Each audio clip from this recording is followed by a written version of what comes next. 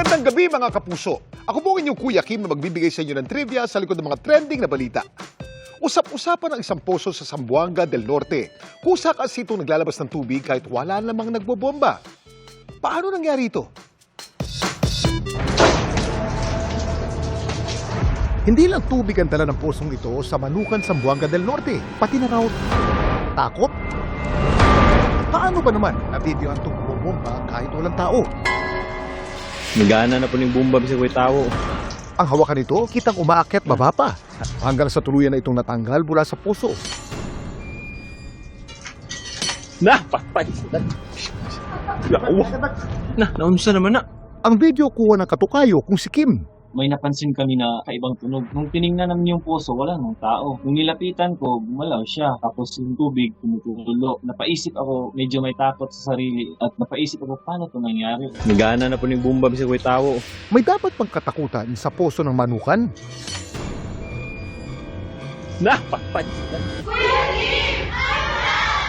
Nakakatakot man. Ang mga posong kusang naglalabas ng tubig kahit walang nagbobomba, kayang ipaliwanag ng siyensya. Maaring bunso nito ng water pressure sa ilalim ng lupa. Dahil nga ito ay nakakonekta sa isang pipe, tapos may isa pa uling poso na nakakonekta dito, ito ay nag-aakto na parang isang hydraulic lift. So pag nag-apply tayo ng puwersa, nag-apply rin tayo ng pressure. Dahil isa lang yung linya, tinutulak ng tubig, yung isa pang poso pwedeng umangat, tapos yung isang poso naman na nag-apply tayo ng pressure, bababa yun. Sa kaso naman daw ng poso sa sitio nila Kim, ang kusang paglabas ng tubig dahil daw sa isang sirang pipe. Galing po sa source, iisa lang yung tubo. Tapos nag-connect kami ng P para sa dalawang poso. Bali, nag-share sila sa isang source. Yung poso na nabidyohan namin, may singaw kasi yun. Pag gagamitin yung poso namin, yung sa kapitbahay namin gagalaw. Kaya ang misteryo ng poso nabigyan na ng linaw. Pero alam niyo ba na may mga posong sadyang naglalabas ng tubig at hindi na kailangang binobomba pa? Alam niyo ba kung anong tawag dito?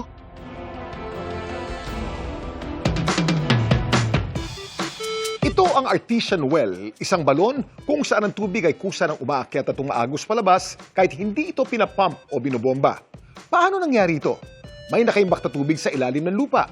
Dahil sa pressure, kapag binutas o hinukay ang lupa, umaakyat ang tubig papunta sa ibabaw.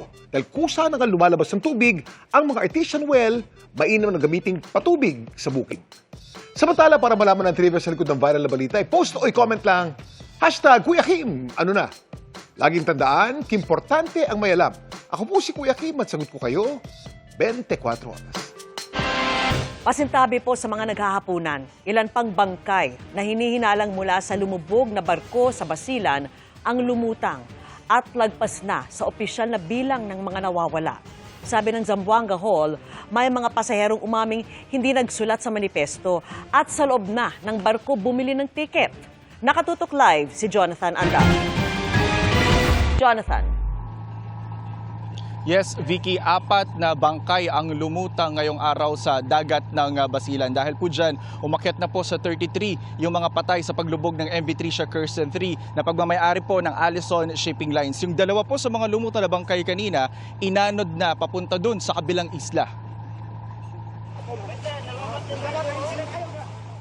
Napadpad na sa kabilang isla ang dalawang bangkay na ito ng lalaki na hinihinalang sakay ng lumubog na MV Tricia Kirsten 3 na mataan ng mga mangingisda ang dalawang bangkay sa barangay Lubukan at Tausan sa Pilas Island. May kalayuan na ito mula sa dagat ng barangay Balok-Balok kung saan naghanap ang Coast Guard noong January 29 para sa lumubog na Roro. Nakahanap nito yung ating mga kababayan sa coastal communities. It was reported to us na mayroon na recover. Kahapon, 11 bangkay ang lumutang sa dagat na sakop ng Basilan. Kanina, inilabas na ng Basilan PDRRMO ang listahan ng mga pangalan ng mga bangkay. 9 ang nakilala na pawang mga babae, 2 ang hindi pa kilala na pawang mga lalaki, 4 ang taga Sulu, 5 ang taga Zamboanga City, 77 years old ang pinakamatanda, 6 years old ang pinakabata, si Dina Ambutong, ang batang iniulat naming nawawala noong Martes. Sabi sa akin ng kanyang ina, nailibing na si Dina. Isa si Dina sa 7 bangkay na inihatid kaninang umaga ng BRP Capones ng Philippine Coast Guard sa Zamboanga City Pier. Dahil nangangamoy na naka-PPE o personal protective equipment ang mga otoridad na nagbaba nito sa barko. 5 bangkay ang inuwi na ng kanilang pamilya. Ang 2 bangkay na hindi pa kilala, kinuha muna ng PNP Soco. Kanina, bagamat sarado, may mga kumakausap na staff ng Allison Shipping Lines sa mga pasahero ng lumubog nilang roro. Gaya ng pamilya ni Nurhida na nag-aayos ng dokumento para makakuha ng ayuda. Nakaligtas siya, kanyang ama, pati ang mga anak ng edad 2 at 9 matapos 2 oras magpalutang-lutang sa dagat. Ito, walang life jacket. Ginanyan ko lang, sir. Ginaw na ginaw kami. Kung natagalan yun, iwan ko na lang. Hindi pa kami marunong lumangoy. Kala namin katapusan na namin, sir. Yung mga anak ko na trauma. Ito, ayaw magpunta sa school. Ito, pag gabi, nilalagnat. 3 oras naman daw nagpalutang-lutang sa dagat si Nur Razam habang karga ang 7 buwang gulang niyang sanggol na sinasabi ngayong pinakabatang survivor. Buti talaga hindi siya nag-iyak-iyak, malamig. Pero siya parang wala lang talaga. Madilim, wala kang makikita. Tapos kung may maririnig ako na magsalita, tinatawag ko, tulong, tulong, pwede palapit ka dito para may mahawakan lang. Kasi lang kumabata ako dito. Tinanong ko sila kung maalon ba bago mangyari ang sakuna, pero magkaiba sila ng sagot. Lumakas din yung alon doon ko, sir. Bago lumubog, Oo. Walang alon, parang biglaan lang talaga. Pagkagilid ng barko, nag-blackout agad. Oo, mabilis talaga lumubog. noon ni-rule out agad ng PCG ang anggulong overloading na dahilan ng paglubog ng roro. Pero matapos lumutang ang 14 na bangkay na lagpas na sa 10 nawawala sa opisyal na listahan. Part ng magiging investigation talaga natin. Ayaw namin mag-speculate. We need to, marami pa tayong pwedeng tignan. We are basing yung aming sinasabi to sa official na passenger manifest na binigay sa amin ng shipping. So kaya we have declared na kung naalala nyo, 10 yung missing na. Sabi ng city government ng Zamboanga, may mga pasaherong umamin sa kanilang social workers na hindi nagsulat sa manifesto at sa loob na ng barko bumili ng ticket. Merong mga pasahero na nagkukwento, inaamin nila na wala sila sa manifesto dahil bumili sila ng ticket sa loob na ng barko. Meron din nag-amin na bumili ng ticket dun sa mga scalper. Kaya nga, meron talaga wala sa manifesto. Meron din mga truck o mga ibang sasakyan, di ba? Pero nakalista lang yung driver, hindi na nalistahan yung pahinante. Vicky, itong mga pictures na nakikita mo, yan po yung safety audit o comprehensive safety audit ng Marina sa mga barko ng Allison Shipping Lines. Ang tinitiyak po ng pamunuan ng Marina, malalimang pagsisiyasat ang gagawin nila. Samantala, 4 na araw matapos po ang trahedya, hindi pa rin po nakikita ang lumubog na roro. Yan munang latest mula rito sa Zamboanga City. Balik sa iyo, Vicky. Maraming salamat sa iyo, Jonathan Andal. Pinalutang ni Senate President Tito Soto ang pag-amyenda sa saligang batas. Yan ay para maitamaan niya ang panghihimasok ng Korte Suprema sa kapangyarihan ng Kongreso nang desisyonan nito ang impeachment complaint laban kay Vice President Sara Duterte. Nakatutok si Sandra Aguinaldo. Pinal na ang desisyon ng Korte Suprema pero para kay Senate President Tito Soto, hindi pa tapos ang usapin tungkol sa pagdedeklara ng Supreme Court na unconstitutional ang Articles of Impeachment laban kay Vice President Sara Duterte. Aniya, kakausapin niya ang liderato ng House of Representatives kung ano pa ang maaring gawin sa aniyay pagkakamali sa desisyon ng Korte Suprema na nagpahirap umano sa proseso ng impeachment. Pinalutang din ni Soto ang usapin ng pag-amyenda ng saligang batas para raw maiwasto ang ginawa niyang panghimasok ng kataas-taasang hukuman sa kapangyarihan ng Kongreso. Palitan na natin konstitusyon. Baguhin na natin. Pagka ganyan, pagkatapos, marahil yung Constituent Assembly makakagalaw dyan para or maghihintay tayo decades. Bakit? Kailangan ma-retire na muna itong mga Supreme Court Justices na to. Sa desisyon na inilabas kahapon, may mga nilinaw ang Supreme Court. Una, ang unang 3 impeachment complaints laban kay Vice President Duterte ay hindi raw inilagay sa order of business ng Kamara sa loob ng nakatakdang 10 session days dahil ang dapat daw sundin sa pagbibilang ng araw ay simpleng calendar days o literal na bawat araw na nakasesyon ng Kongreso. Ang sinunod kasing bilang ng Kamara sa isang session day mula sa pagbubukas ng sesyon hanggang sa i-adjourn ito.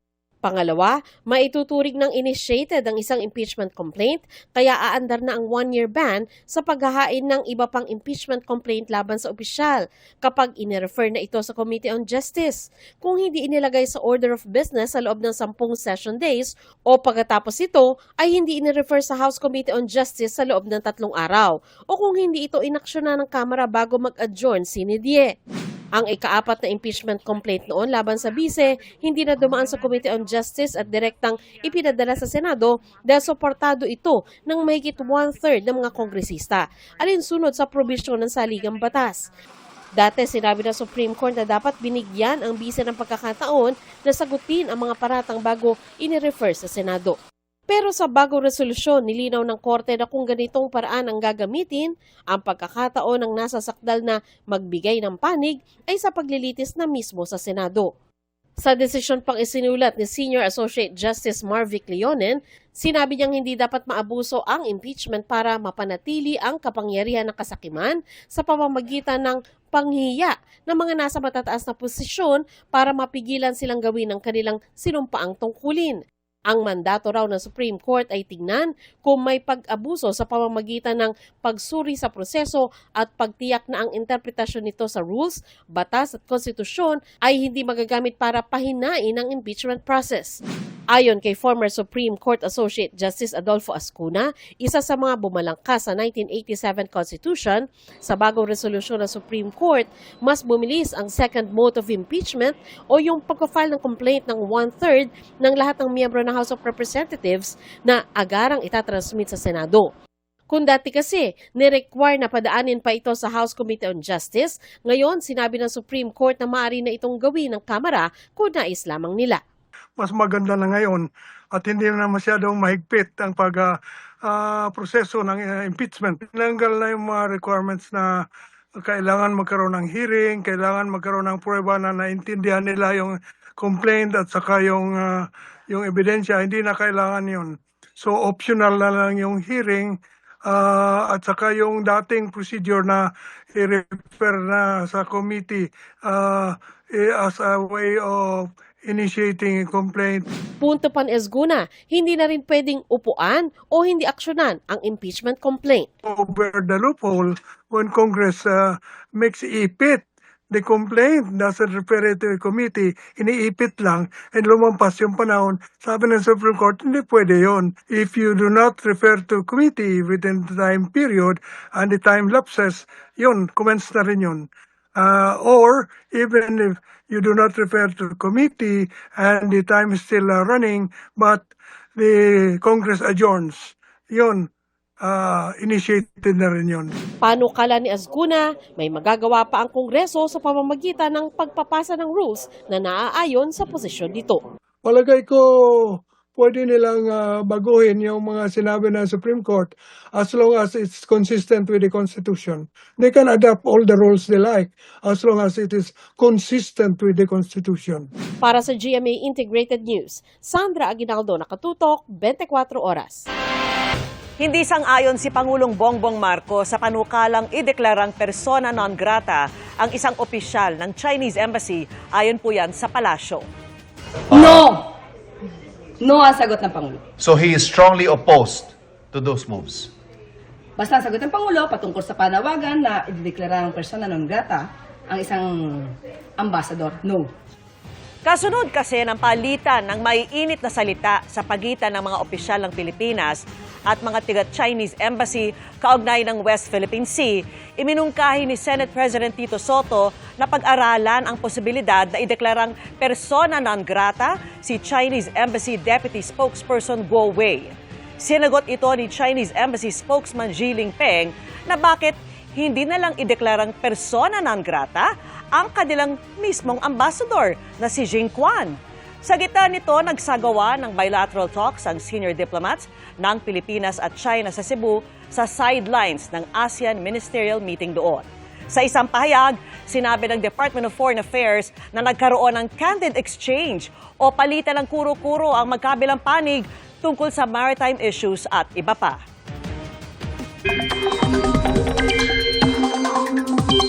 Mga kapuso, magiging malamig at may tsansa pa rin ng ulan sa ilang bahagi ng bansa ngayong weekend. Base sa datos ng Metro Weather, maulan bukas sa ilang bahagi ng Mindoro Provinces, ilang panig ng Bicol Region, halos buong Visayas at Mindanao, lalo na sa Caraga Region. May malalakas na ulan na posibleng magpabaha o magdulot ng landslide. Pagsapit ng linggo, maulan na rin sa halos buong Bicol Region. Maging alerto dahil mataas ang banta ng baha o landslide dahil sa matitinding ulan. May mga kalat-kalat na ulan naman sa iba pang bahagi ng bansa. Sa Metro Manila naman, hindi pa rin inaalis ang tsansa ng ulan ngayong weekend. Shear line at amihan pa rin ang makaka-apekto sa bansa sa mga susunod na araw. Nakitaan ng NBI medical expert na mga marka ng pagaling na sugat ang kamay ng dating driver at PA ni Rian Ramos. Pero bago pa nito, ipinablotter na pala ni Michelle D. sa barangay noong January 18 ang umunoy pananakit sa kanya ng driver at ikinulong din ng Makati Police. Itinangginaya ng driver na pinag-aaralang ireklamo ng libel at perjury ng kampo ni D. at Ramos. Nakatutok si John Consulta. Sa muling pagbalik ni alias Totoy sa NBI Homicide Division, pina-examine ng mga investigador ang kanyang mga kamay. Kasunod yan ang kanyang salaysay na kumapit siya sa tali sa isang gondola nang tumalon ng 14 na palapag mula 39th floor hanggang 25th floor ng condominium building nila Michelle D. at Rian Ramos. Yan daw ay para tumakas matapos daw marinig na tatapusin na umano siya matapos umanong bugbugin ng mga bodyguard nila D. at Ramos. Sa eksaminasyon ng mga medical expert ng NBI, may nakita silang mga pagaling ng mga marka sa kamay ni alias Totoy. In the medical examination conducted by our doctors, may nakita talaga sila na mga healed mark doon sa kamay ni alias Totoy. The reason for this is for us to be able to know kung yung healed marks may be compatible to a potential wound or marks incurred by a victim na napatali at napahawak doon sa tali. Ang pagtalo ni Totoy, binanggit din ni D sa inihain niyang blotter sa barangay. Base sa blotter, nangyari raw yan nung nasa Iloilo siya. Nakauwi lang daw si Michelle nung alas 3 sa madaling araw ng January 18. Kinompronta raw niya si alias Totoy tungkol sa umano'y pagnanakaw. At nang sabihin na ipapapulis niya ito, hindi raw ito nagustuhan ni alias Totoy at hinablot daw ng malakas ang kanyang braso dahilan para masaktan at magkapasa siya. Bukod sa pasa, nagkaroon daw siya ng mga kalmot at bakat ng kuko sa kanyang kanang braso. Sa blotter, sinabi rin ni D na dahil sa nangyari, nangamba siya para sa kanyang buhay at reputasyon.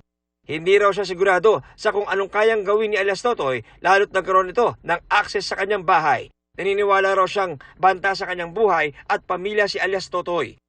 Ang tumanggap ng blotter noon, kinwento na emotional daw si D nang magtungo sa kanilang tanggapan. Ang pinakang purpose po niya nung pagpunta dito is magpapablatter nga po siya. Meron po siyang pinapakita as a proof, pero in-advise ko po siya na magpa-medical po siya. Pero giit ni alias Totoy, hindi totoong sinaktan niya si D. Hindi po yan totoo sinasabi niya. Yung umuwi po siya na galing Iloilo, 18 ng umaga. Ginising niya ako, tinadyakan niya ako sa ulo. Sabi sa akin, bangon ka, maglalaro tayo. Tapos yun, sabi niya, maghubad ka. Naghubad sa akin yung bodyguard niya kasi hindi ako makahubad kasi sobrang sakit ng katawan ko sa bugbog nila. Tinanong niya sa akin kung anong gamit kong kamay pagsulat. Sabi niya sa akin, sabi ko kanya, kaliwa. Hinawakan niya yung kamay ko, pinasok niya sa tiyan niya, kabilaan. Tapos, inangat niya ang kamay ko, hinawakan, ilagay niya sa liig niya ganyan.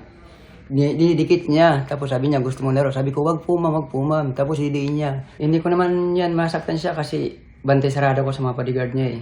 Inaantay pa ng NBI ang resulta ng medical certificate ni alias Totoy na ginawa nang lumapit siya sa NBI. Hawak na ng NBI investigating team ang litrato ng mga bodyguard at tauhan ni D na umano'y sangkot sa insidente. Nakakuha naman ang aming team ng CCTV videos ng detention facility ng Makati Police Station kung saan makikita si alias Totoy nang dinala siya roon noong gabi ng January 19. Gayon din ang 2 beses na paglabas sa kanya dahil sa pag-inquest sa kanya noong January 21 at pagpapalaya sa kanya nitong umaga ng January 22. Kabilang ang mga ito sa ibibigay ng Makati Police sa investigating team ng NBI. Nauna nang sinabi ng Makati Police na handa sila makipagtulungan sa anumang gagawing investigasyon kaugnay sa pananakit umano ng dalawa nilang pulis.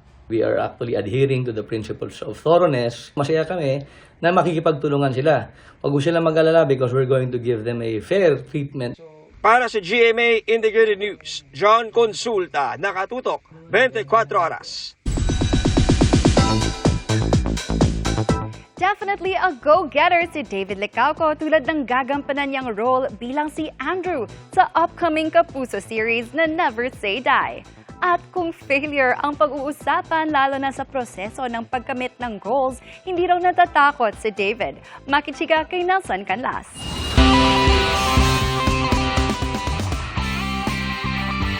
Sa career man o negosyo, hindi raw kailanman natakot na magkamali. Sa kanyang mga desisyon si David Licauco at natutunan niya ito at a very young age. Growing up, marami rin akong failures. Hindi ako nakuha sa basketball team when I was grade 5. Hindi pa ako ganun kagaling eh. So, the following days and months, nag-practice ako ng practice mag-basketball. And then the following year, first 5 na ako sa team. Fueled by failure, ika nga, dahil dumaan na raw siya sa matitinding pagsubok throughout the years. I try my best to be the best at everything, you know. So hindi ka takot sa failures? No, not really. Because for me, it excites me. Kasi if you fail, matututo ka eh. 'Di ba? Kapag natuto ka, hindi ka na magkakamali sa next. Maybe hindi mo siya perfect, pero you're one step closer to being good. 'Di ba? So, failure talaga nagsisimula, in my opinion. At tila there's no stopping David sa pagtupad ng kanyang mga pangarap. Kabilang na rito ang ilang luxury villa na ipapagawa niya sa Siargao. Nasa phase na ako ng designing, and then hopefully after this teleserye, matuloy ko na yung construction dahil ako kasi yung type na very hands-on sa mga ginagawa ko. And from being a popular basketball idol noong college days niya, plano ngayong sumali ni David sa isang global indoor fitness competition. Hybrid workout siya na every month may race abroad. So, yung pupuntahan ko actually sa Feb 28 sa Taiwan. So, yung goal ko doon, syempre, mag-place. Kaya I've been working hard talaga for this. Kung nasa taping ako, nag-workout ako bago pumunta ng taping and before dinner. Parang dami nagsasabi sa atin na, oh, wala akong oras, wala akong time. But actually, if you really want something, you would make a way for you to get that something. Ang pagiging go-getter ni David, masasalamin daw sa kanyang role bilang si Andrew Dizon, isang investigative journalist na mauuwi sa pakikipaglaban sa mga kriminal. Kung excited si David sa role, mas lalo itong napatingkad sa nabuong closeness nila ng kanyang co-star sa serye na sina Jillian Ward, Kim Ji-soo at Rahil Birya. How is it working with Jillian Ward? You know, to my surprise, sobrang bait ni Jillian talaga, sa totoo lang. And she is genuine. And maybe not a lot of people know this, but she is really smart. Like, she knows a lot of things. She is self-aware. Like, sometimes nga, she would give me advice sa business ko. No, I was inside the Tirada bus, the Tirada Express, no? And nakita ko yung dynamics ninyo nila, Kim Ji-soo, of course, si Jillian, si Rahil, nandun. Yes. Nabuo yung barkadahan nyo, no? Oo, nabuo talaga. I love them. Sa totoo lang. Si Jisoo, unexpected ito. Kasi, oo nga, diba? ako rin, hindi ko rin expect na mag-click kami. Like si Jisoo, syempre, Korean idol. Nagulat ako na same kami ng humor. Si Rahil naman is, I think he's a guy who has dreams.